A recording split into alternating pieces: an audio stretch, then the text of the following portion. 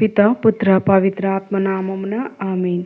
ప్రియ స్నేహితులారా, మీ అందరికీ దేవుని యొక్క ఆశీస్సులను తెలియజేస్తూ ఫిబ్రవరి 4వ తారీఖు ఈనాటి దివ్య బలి పూజ పఠనాలతో పాటు ఈనాటి పునీతుని యొక్క జీవితాన్ని ధ్యానించుదాం. పునీత అరుళానంద స్వామి జాన్ ద బ్రిటో మహోత్సవం. గురువు వేదసాక్షి, భారతదేశ అపోస్తలుడు, క్రీస్తు శకం 1647 నుండి 1693 వరకు జీవించి ఉన్నారు. జాన్ బ్రిటో పోర్చుగల్ దేశంలోని లిస్బన్ నగరంలో 1647 మార్చి 1న జన్మించారు. 2 అన్నలు, 1 అక్క తరువాత చివరి సంతానంగా పుట్టారు. తండ్రి డాన్ సల్వడార్ పోర్చుగల్ రాజుకు సన్నిహితుడు. దేశ సేవల్లోనే ప్రాణాలర్పించాడు. అప్పటికి జాన్ గారికి 4 ఏండ్లు. తండ్రి లేని బిడ్డ అయిన వీరి తల్లి డోనా బ్రైట్స్ ప్రేమలో పెరుగుతూ వచ్చాడు. ఆ రోజుల్లో వారు దేవుణ్ణి, దేశాన్ని ప్రేమించేందుకు గొప్పగా గర్వపడేవారు, పులకించిపోయేవారు. రాజు కుటుంబం రాజస్థానంలో సన్నిహిత సంబంధాలుండటంతో రాకుమారుడైన పాత్రోకు జాన్ గారు మంచి స్నేహితులయ్యారు. రాజస్థానంలో రాజభోగాలు అనుభవించడానికి అవకాశాలున్నా కానీ జాన్ గారు బాల్యం నుండి ఆ వైభోగాలు, ఆడంబరాలన్నిటినీ తృణీకరించారు. వారు భక్తిలోను, చదువులోను మొదటి వారుగా ఉండేవారు. ఒకసారి జాన్ గారు తన 11వ ఏట తీవ్ర అస్వస్థతకు గురి అయ్యారు. డాక్టర్లు నమ్మకం చెప్పలేకపోయారు. తండ్రి బియాట్రిస్ తన కుమారుని జబ్బు నయం చేయమని పునీత ఫ్రాన్సిస్ ఎవరివారి మధ్యస్థ ప్రార్థనాన్ని వేడుకుంది. వ్యాధి నయమైతే బాబుకు 1 ఏడాది చివరివారి మాదిరిగా పొడవైన అంగి నడుముకు పట్టి ధరిస్తాడని మొక్కుకుంది. అలానే జబ్బు నయం కాగా జాన్ గారు చివరివారి వలె దుస్తులు ధరించి 1 ఏడాది పాటు రాజు కొలువులో తిరిగాడారు. జాన్ గారి భావి జీవితానికి ఇది ఒక సూచన అయ్యింది. రోజులు గడుస్తూ ఉన్నాయి. జాన్ గారు పెరిగి పెద్దవాడయ్యారు. యేసు సభలో చేరాలని, ఫ్రాన్సిస్ చివరివారి అడుగుజాడల్లో నడవ తన కోరికను తల్లికి, పెద్దలకు తెలిపి అనుమతి పొందారు. 1662 డిసెంబర్ 17న యేసు సభలో నోవిస్ గురు అభ్యర్థిగా చేరారు. భారత్లో యేసు సభ గురువులు రాబర్ట్ దే నుబిలి గారు బ్రాహ్మణులను క్రైస్తవంలోనికి పరివర్తన చెందటానికి ప్రయత్నించగా, బల్తజార్ దే కోస్తా గారు నిమ్న కులాలు, దళితుల మధ్య సేవలందించారు. భారత్లో వీరు పండార స్వామి పేరిట అందించిన సేవలు, అనుభవాలను స్వయంగా యేసు సభ గురువులు అభ్యర్థులకు 1671లో పోర్చుగల్లో కోయింబరా వద్ద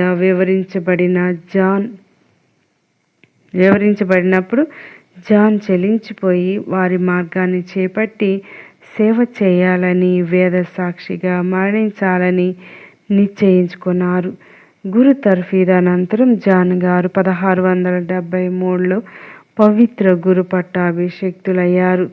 తన కోరిక మేర పెద్దల అనుమతితో 1673 మార్చి 25న మంగళవార్త మహోత్సవం రోజున లిస్బన్ రేవు నుండి కపితానా ఓడలో బయలుదేరారు.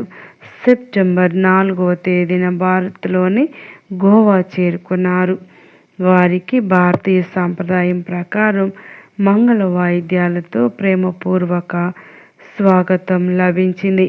బ్రిటో గారు గురువు అయిన వెంటనే పోర్చుగల్ నుండి భారత్కు బయలుదేరటం వల్ల వేదశాస్త్రంలో వారు కొన్ని అధ్యాయాల్ని పూర్తి చేయాల్సి ఉంది. అందువల్ల పునీత పౌలు గురు విద్యాలయంలో కొంతకాలం ఉండి వేదశాస్త్ర అధ్యయనాన్ని పూర్తి చేశారు. పిమ్మట జాన్ గారు మదురై మండలంలో బోధింప నియమితులయ్యారు. మదురై అంటే దాదాపు ఇప్పుడు తమిళనాడు ప్రాంతం. అక్కడ అప్పటికే పునీత థోమస్ గారు, పునీత ఫ్రాన్సిస్ సెవరి గారిచే విశ్వాసంలోకి తేబడిన లక్షలాది కథోలికులు ఉన్నారు. జాన్ గారు మదురై చేరేసరికి కొందరు యేసు సభ గురువులు పండారి స్వాములుగా పిలువబడుతూ వేద వ్యాపకం చేస్తున్నారు. మలబార్ ప్రాంతంలోని అంబాల్కాడ్ విచారణలో బ్రిటో గారు తమిళం నేర్చుకున్నారు. తన పేరును అరుళానందర్గా మార్చుకున్నారు. తమిళ సన్యాసి ధరించే కాషాయ వస్త్రాలు ధరించడం, చాపపై పడకపై ప్రారంభించారు. వారు బోధింప నియమింపబడిన సెంజి ప్రాంతంలో కొలాయి విచారణ స్థావరానికి 1674 జూలై 30న చేరుకున్నారు. ఇదే వీరి వేద ప్రచారపు మొదటి ఊరు. తెల్లవారితే తన సభస్థాపకుడైన లయోలా ఇన్యాసి గారి పండుగ దినోత్సవం జూలై 31వ తారీఖు. కొందరు క్రైస్తవులలో బలి పూజను అర్పించుకున్నారు. ఆ రోజుల్లో భారత్లో మొఘల్ సామ్రాజ్యం విస్తరించి ఉంది. దక్షిణాన విజయనగర సామ్రాజ్యం ఉంది.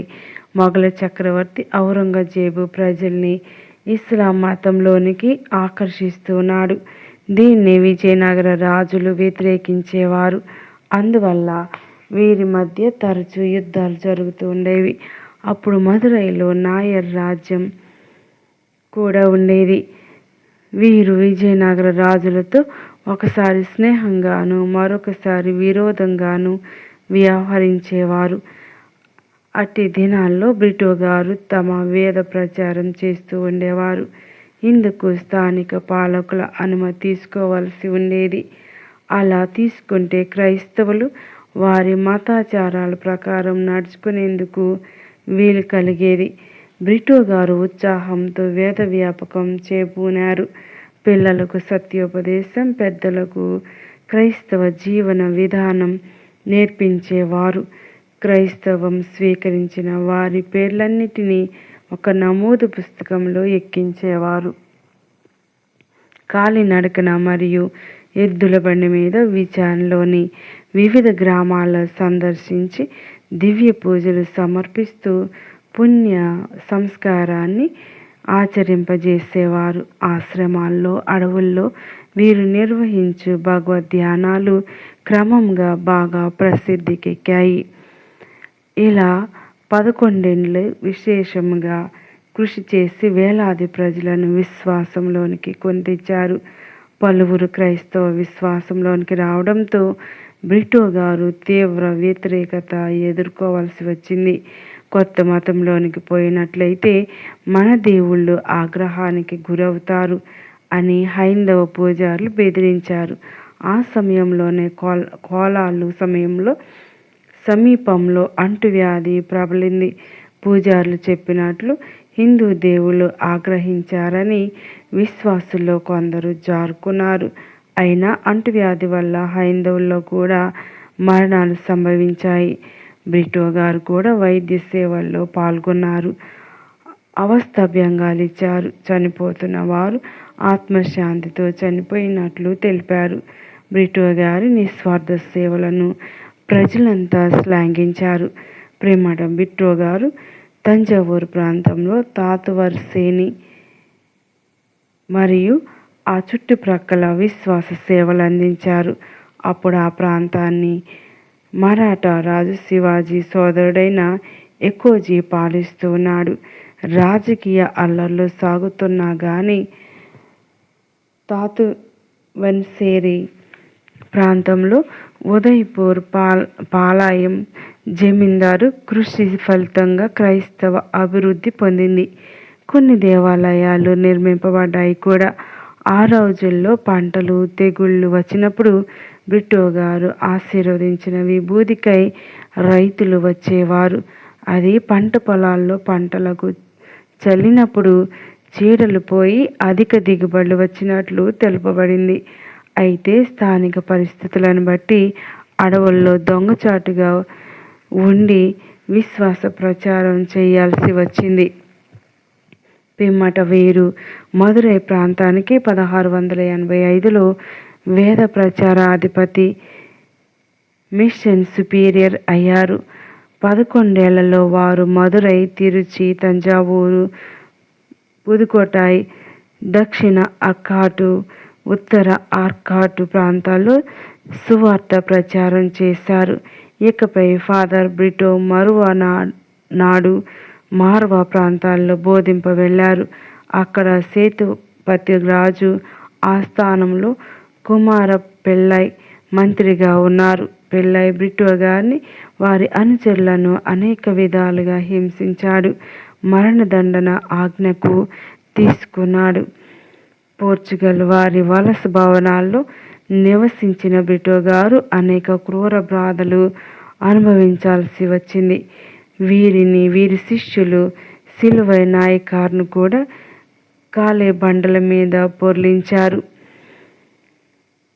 బ్రిటో గారి 2 చేతులు ఒక చెట్టుకు, 2 కాళ్ళు మరో చెట్టుకు కట్టి హింసించారు. పిల్లై బ్రిటో గారి చెంపపై కొట్టగా 2వ చెంప కూడా చూపారు. సిలువై నాయకార్ కంటి మీద కర్రతో కొట్టాడు. కన్నుగుడ్డు బయటకు వచ్చింది. బ్రిటో గారు దాన్ని యథాస్థానంలో ఉంచగా అది అద్భుత స్వస్థం పడింది. అది చూసిన పిల్లై ఇదో మోసం అన్నాడు. కానీ విశ్వసింపలేదు. పైగా ఖైదీ చేశాడు. 1685 జూలై 30 నుండి ఆగస్టు 16 వరకు జైల్లో గడిపారు. మరువరాజు బ్రిటో గారు గొప్పతనాన్ని తెలుసుకొని తన వద్దకు రప్పించుకొని క్రీస్తు సత్యాలను విని వారిని సగౌరవంగా విడుదల చేశారు. కానీ భవిష్యత్తులో తమ రాజ్యంలో సత్యాలని విని వారి సగౌరవంగా బోధించవద్దని హెచ్చరించాడు. పిమ్మట పెద్దల ఆజ్ఞపై బ్రిటో గారు స్వదేశం ఓడదిగారు. స్వదేశం ప్రయాణమై 1687 సెప్టెంబర్ 8న మరియమాత జన్మదినోత్సవంన లిస్బన్ రేవులో ఓడదిగారు. జీవిస్తున్న పునీతుడు వచ్చాడంటూ విశ్వాసులు వారిని చుట్టుముట్టి కొనియాడుతూ సాదర స్వాగతం పలికారు. బ్రిటో తన స్వంత దేశం వెళ్ళినప్పటికీ గతంలో వలె తమిళ సన్యాసిగానే జీవిస్తూ బాల్యమిత్రుడు పోర్చుగల్ రాజును సందర్శించినప్పుడు కూడా అదే వేషధారణ కలిగి శాకాహారమే భుజించాడు. మద్యం ముట్టలేదు. వారు లిస్బన్లో ఉన్నప్పుడు మదురై మిషన్లో పనిచేయ నియమితులైన గురువులకు విషయాలు వివరించి వారికి తోడుగా ఉంటానని ప్రోత్సహించాడు. వారంతా తిరిగి 1690 ఏప్రిల్ 7న లిస్బన్లో ఓడనెక్కి నవంబర్ 2వ తేదీన సకల ఆత్మల పండుగ రోజున గోవా చేరుకున్నారు.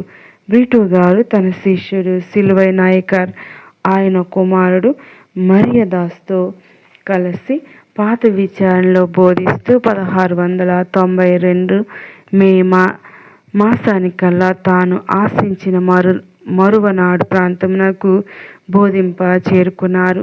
ఆ 2 ఏళ్లలోనే 10,000 మందికి పైగా జ్ఞాన స్నానాలు ఇచ్చారు.